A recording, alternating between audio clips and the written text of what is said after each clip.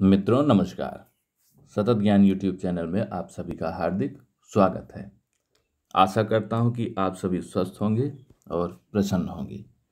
देखिए, हम लोग एक टॉपिक पढ़ रहे हैं, क्रिया।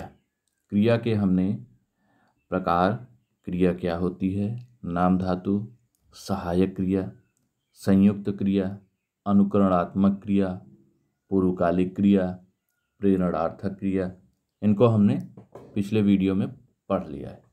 आज जो हम पढ़ेंगे, आज का जो विषय है वो सकर्मक एवं अकर्मक क्रिया है। देखिए, सकर्मक एवं अकर्मक क्रिया क्या होती है? कर्म के आधार पर अगर क्रिया को विभाजित किया जाता है तो वहाँ पर सकर्मक और अकर्मक क्रिया निकल करके आती है। कर्म क्या होता है? देखिए, कर्म आपने पढ़ रखे हैं कि कर्म होता क्या है। क्रिया का प्रभाव जिस पर पड़ता है वही क्या होता है? कर्म होता है। क्रिया का प्रभाव जिस पर पड़ता है वही कर्म होता है। कर्म कारक में हम लोगों ने पढ़ा था कर्म को, ठीक है, कर्म को, तो कर्म कारक की विभक्ति हम लोगों ने पढ़ा था को। तो कर्म क्या होता है? जिस पर क्रिया का प्रभाव पड़ता है। अब इसी आधार पर हम देखते हैं कि सकर्मक और अकर्मक क्रिया क्या होती है। तो इस प्रकार से देखेंगे कि आपकी कर्म के आधार पर दो क्रियाएं होती हैं। पहली कौन सी होती है? सकर्मक क्रिया। दूसरी होती है अकर्मक क्रिया। अब हम देखते हैं सकर्मक क्रिया। देखिए, नाम से आपको क्या लग रहा है? सकर्मक क्रिया। अगर इसको तोड़ा जाए तो स धन कर्म, सा जमा कर्म। देखिए, सा मतलब जो साथ आए, कर्म मतलब क्रिया का जिस पर प्रभाव पड़ता है, यानी कर्म। अगर किसी भी क्रिया में, किसी भी वाक्य में क्रिया के साथ कर्म आए तो उसे सकर्मक कहते हैं। किसी भी वाक्य में क्रिया के साथ कर्म आए तो उसे हम सकर्मक क्रिया कहते हैं। परिभाषा अगर इसकी देखी जाए तो परिभाषा क्या बनेगी? जिस क्रिया के साथ कर्म हो या कर्म की संभावना हो तथा जिस क्रिया का फल प्रभाव कर्म पर पड़ता हो उसे सकर्मक क्रिया कहते हैं। यानी क्रिया के साथ में कर्म आए या फिर आने की संभावना हो कि कर्म है, संभावना हो, क्रिया का प्रभाव जिस पर पड़ता है वो भी कर्म होता है, तो ये हो गया सकर्मक क्रिया। देखिए, ट्रिक में भी यदि क्रिया से क्या अथवा किसको का प्रश्न करने पर उत्तर मिल जाए तो वह सकर्मक क्रिया हो जाती है। आपने कारक में पढ़ा है कि क्या और किसको अगर प्रश्न करने से आपको उत्तर मिल रहा है तो उसमें, उस वाक्य में क्या है? कर्म है। क्या? किसको? क्या निजी निर्जीव है, किसको सजीव। क्या निर्जीव, किसको सजीव। माँ ने मोहन को खाना खिलाया। क्या खिलाया? खाना। तो ये कर्म है लेकिन निर्जीव है। किसको खिलाया? मोहन को खिलाया। तो मोहन क्या है? कर्म तो है, सजीव है। आप लोगों ने कारक में बहुत डिटेल में इसको पढ़ा है।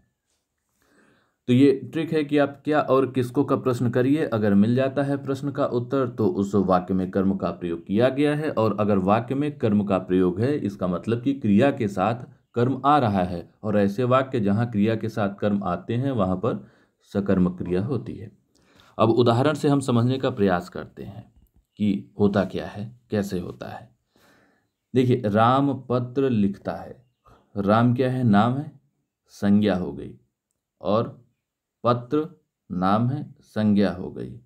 लिखता है, क्रिया हो गई। तो राम क्या हो गया? संज्ञा के साथ ही करता है क्योंकि कार्य इसी के द्वारा किया जा रहा है। और जो लिखता है पत्र, यानी कि लिखता का प्रभाव किस पर पड़ रहा है? वो पत्र पर पड़ रहा है। जिस पर प्रभाव पड़ता है वही कर्म होता है।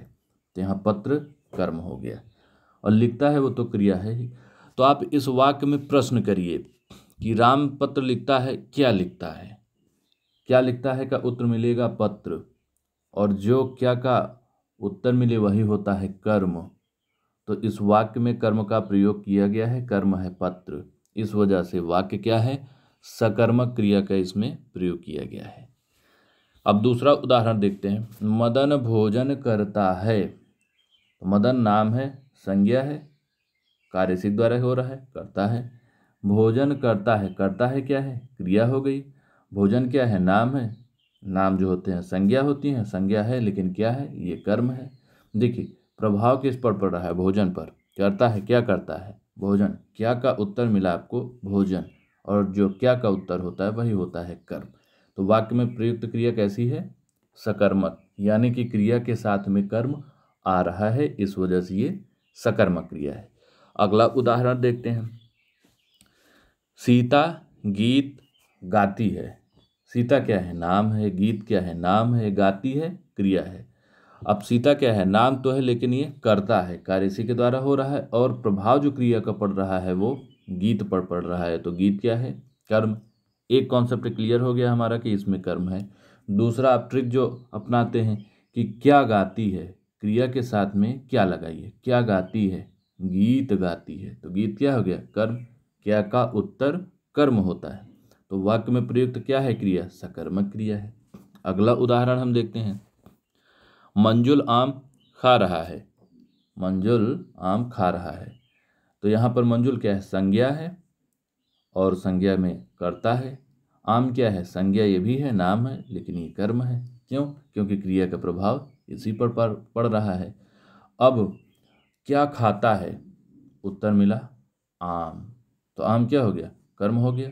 तो वाक्य में प्रयुक्त क्रिया कैसी हो गई, सकर्मक हो गई, क्योंकि क्रिया के साथ कर्म आ रहा है, और जहाँ भी क्रिया के साथ कर्म आएगा वो वाक्य क्या होगा, सकर्मक क्रिया युक्त होगा, तो यहाँ पर क्रिया सकर्मक है।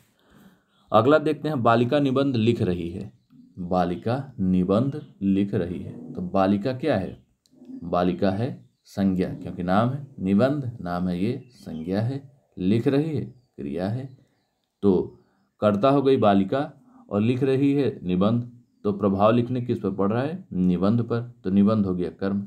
एक तरीका तो ये हो गया कि हाँ कर्म आ रहा है। दूसरा ट्रिक, क्या लिख रही है, निबंध, तो जो उत्तर मिले क्या का वही हो गया कर्म।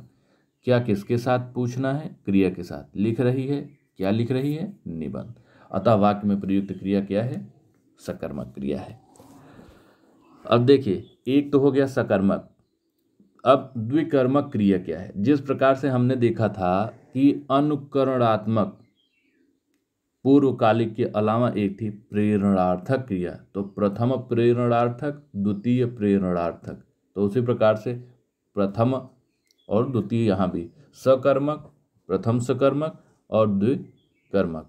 तो वाक्य में देखते हैं। देखिए, जब किसी वाक्य में दो कर्म का प्रयोग होता है तो उसे क्या कहते हैं, द्विकर्मक क्रिया।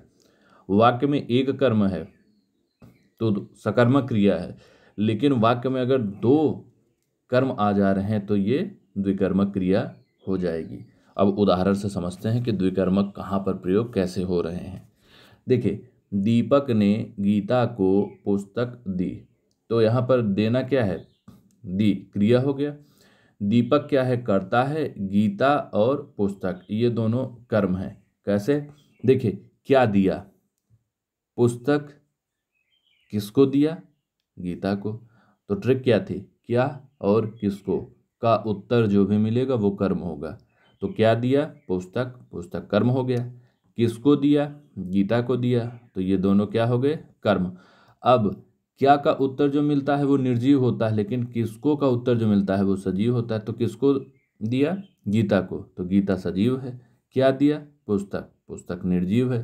तो इस वाक्य में आपने क्या देखा कि वाक्य में दो कर्म का प्रयोग किया गया है, दो कर्म का प्रयोग किया गया, कौन कौन से, पुस्तक और गीता। इस वजह से ये क्या है, क्रिया द्विकर्मक है।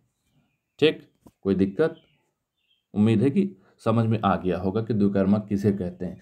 देखिए, जब किसी वाक्य में दो कर्म आते हैं तो उसे द्विकर्मक क्रिया कहते हैं। एक क्या का उत्तर करने से मिलता है कर्म, और दूसरा किसको का उत्तर करने से। क्या के उत्तर में जो मिलता है कर्म वो निर्जीव होता है, किसको के उत्तर में जो मिलता है कर्म वो सजीव होता है। आइए दूसरा उदाहरण हम समझने का प्रयास करते हैं। राधा ने कन्हैया को बांसुरी दी। बजाओ बांसुरी। राधा ने कन्हैया को बांसुरी दी। देखिए, राधा क्या है, नाम है, संज्ञा, कन्हैया संज्ञा, बांसुरी संज्ञा, और दी ये है क्रिया। ठीक, तो राधा ने दिया तो कर्ता हो गया, कार्य इसी के द्वारा हो रहा है, यही कर रहा है। कन्हैया क्या है, और बांसुरी, ये दोनों हो गए कर्म। कैसे? क्या का उत्तर क्या दिया? बांसुरी। क्या का उत्तर जो मिलता है वो होता है कर्म, तो यहाँ बांसुरी कर्म हो गया। लेकिन क्या के उत्तर में निर्जीव कर्म मिलता है, तो निर्जीव कर्म कौन सा हो गया? बांसुरी। और किसको दिया? तो कन्हैया को दिया। तो कन्हैया, किसको का उत्तर मिलता है? सजीव कर्म, तो कन्हैया क्या हो गया? सजीव कर्म। देखिए, दो कर्म होते हैं, अगर किसी वाक्य में दो कर्म का प्रयोग किया जा रहा है तो एक पहले कर्म आएगा, एक बाद में कर्म आएगा। ठीक, अब इसमें क्या है? दीपक को बांसुरी दी, क्या है उदाहरण में? कन्हैया को बांसुरी दी, राधा ने कन्हैया को बांसुरी दी। तो यहाँ पर देखिए आप, कन्हैया को बांसुरी दी, तो कन्हैया जो है, कन्हैया क्या है? ये मुख्य कर्म है, और बांसुरी जो है ये क्या है? ये गौड़ कर्म है।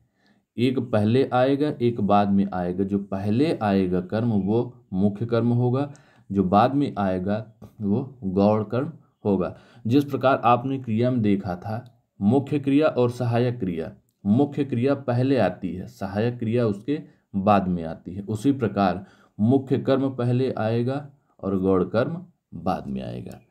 तो यहाँ पर यह समझ में आ गया कि क्रिया द्विकर्मक है, ठीक, कि एक कर्मक है। अब द्विकर्मक है तो दो कर्म है, तो मुख्य कर्म कौन सा है और गौड़ कर्म कौन सा है? तो चलिए फिर सकर्मक क्रिया के अतिरिक्त अब दूसरा प्रकार पढ़ते हैं हम लोग, अकर्मक क्रिया। देखिए, अ का मतलब होता है ना, और मैंने पहले भी बताया कि जब किसी वाक्य में इसका प्रयोग हो जाता है तो उस शब्द में, जब किसी शब्द में इसका प्रयोग होता है तो ये उस शब्द का मतलब बदल करके रख देता है।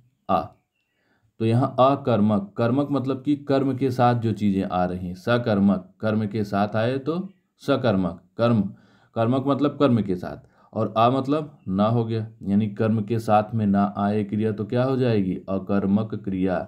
यानी कि जब किसी वाक्य में क्रिया कर्म के साथ नहीं आती है तो उसे कहते हैं अकर्मक क्रिया। परिभाषा अगर देखी जाए तो जिस क्रिया का प्रभाव कर्म पर ना पड़, कर्ता पर पड़ता है, उसे क्या कहते हैं? अकर्मक क्रिया कहते हैं। अर्थात जब क्रिया कर्म के साथ ना आए तो उसे कर्मक क्रिया कहते हैं। देखिए, जब किसी वाक्य में कर्म नहीं होगा तो क्रिया का प्रभाव किस पर पड़ता है? कर्ता पर पड़ता है। किस पर? कर्ता पर। और अगर वाक्य में कर्म है तो क्रिया का प्रभाव कर्म पर पड़ता है। तो अकर्मक क्रिया में कर्म का प्रयोग होगा ही नहीं, इस वजह से क्रिया का प्रभाव कर्ता पर पड़ेगा। आइए अब देखते हैं, उदाहरण से समझने का प्रयास करते हैं कि अकर्मक क्रिया है या सकर्मक। गीता गाती है या गीता गाई, तो गीता क्या हो गई? संज्ञा है, कर्ता है। गाई क्या हो गया? क्रिया। क्या गाई? कुछ नहीं पता है। क्या गाई का उत्तर नहीं मिल रहा है, तो वाक्य में कर्म का प्रयोग हुआ ही नहीं है। और जब किसी वाक्य में कर्म का प्रयोग ना हुआ हो तो वहाँ की क्रिया क्या हो जाती? अकर्मक। तो गीता गाई, गाई तो क्रिया है, लेकिन ये कैसी क्रिया है? अकर्मक क्रिया है। ध्यान से समझिएगा, परीक्षाओं में अकर्मक सकर्मक पर बहुत प्रश्न आते हैं और बच्चे गलत भी करते हैं। तो गलती आपको नहीं करनी, आप बहुत अच्छे से पूरा अभी तक समझे हो, आगे भी समझ रहे हो। आओ फिर आगे देखते हैं। राम लिखा, क्या लिखा? नहीं पता है। लिखा किसने ये पता है, लेकिन क्या लिखा नहीं पता है। तो क्रिया में देखे, क्रिया के साथ में कर्म नहीं है, ठीक, कर्ता है, क्रिया है, कर्म का पता नहीं। और जब वाक्य में क्रिया के साथ कर्म ना आए तो अकर्मक क्रिया होती है। फिर अगला उदाहरण समझें। मोहन ने खाया, मोहन ने खाया, कर्ता ने, यानी मोहन क्या हो गया? कर्ता, और खाया, क्या खाया? नहीं पता है, नहीं पता है यानी उत्तर नहीं मिल रहा है। तो वाक्य में क्रिया के साथ कर्म का प्रयोग हुआ ही नहीं है, और जब वाक्य में कर्म का प्रयोग ना हो क्रिया के साथ तो ऐसी क्रिया अकर्मक क्रिया कहलाती है। ठीक, तो आशा करता हूं कि आपको सकर्मक और अकर्मक क्रिया बहुत अच्छे से समझ में आ गई है।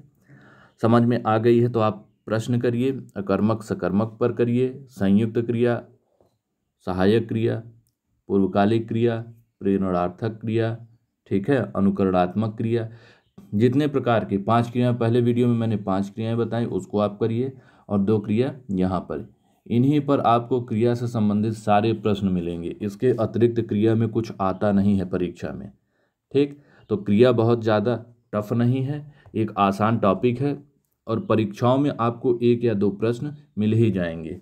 तो बड़े ध्यान से पढ़ने की आवश्यकता है। देखिए 2-3 क्वेश्चन इसमें बहुत बनते हैं कि आपका एक उदाहरण दे दिया जाएगा वाक्य का, फिर 4 ऑप्शन दे दिए जाएंगे, पूछ लिया जाएगा इसमें प्रयुक्त क्रिया अंडरलाइन कर दिया जाएगा, बोल दिया जाएगा ये शब्द जो ये क्रिया है ये कौन सी क्रिया है, अनुकरणात्मक है, प्रेरणार्थक है या फिर पूर्वकालिक है या संयुक्त क्रिया है।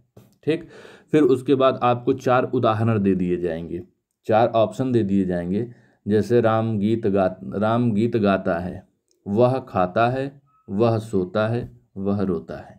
अब बोला जाएगा कि कौन सा इसमें सकर्मक क्रिया है, कौन सी अकर्मक क्रिया है। तो एक ही सकर्मक क्रिया है इसमें। तो आपको इसी प्रकार से जो है क्वेश्चन देखने हैं कि कौन से सकर्मक हैं, कौन से नहीं हैं। तो आशा करता हूं कि वीडियो आपको अच्छा लगा होगा। अगर अच्छा लगा है तो फिर आप समझ ही रहे हैं। चलिए फिर मिलते हैं अगले वीडियो में कुछ नए क्वेश्चन के साथ। तब तक नमस्कार।